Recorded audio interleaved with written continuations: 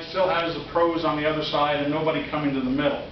So you're doving into a situation where nobody really wants to agree and very few people want to work together.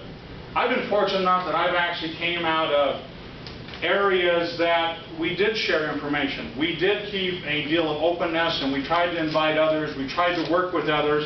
It's building over a mass consciousness of this is what's going on.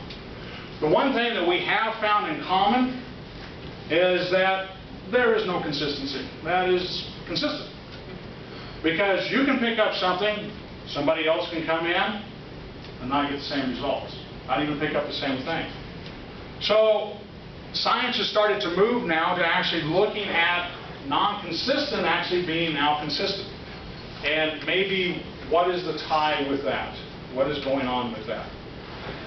Does anybody know what the meaning of paranormal is? Hands? Worth the pendulum? I'll bribe you. Way in the back, cool. Not normal. Not normal. Do you happen to know when it was coined? The term paranormal. You already won the pendulum. You raised your hand. You got it made. So, you know, it goes downhill from here. Don't worry. Do you happen to know when it was coined? So I'm a buff. I'm one of these little guys that always likes to know, like, the shrimp is where his heart's in his head. That kind of weird stuff. It was actually coined in 1950 and the 1920s. They actually coined paranormal. And it is. It's something that happens outside the normal. In other words, it's something that happens outside that science cannot, at that time, cannot explain. Please go on in. Cannot explain at that time. That's actually paranormal. So whenever you talk about the paranormal, you bring in the ghost hunts, haunted houses. You bring in UFOs. You bring in anything that cannot currently be explained by science of what is going on. And it gets lapped in this very, very wide category of paranormal. It has been going on for eons.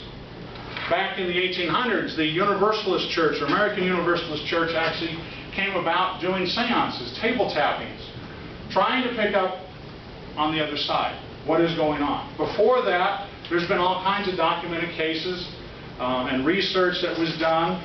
If you want to call it that, as you get further back in time, it's mainly people getting together, finding out exactly what is paranormal, what's going on, what's happening with the universe around them. There's a handout I gave everybody. It's just kind of a cool thing. I think it's Nobel Peace Prize winners that list the different stuff, how they came upon that there is something else out there.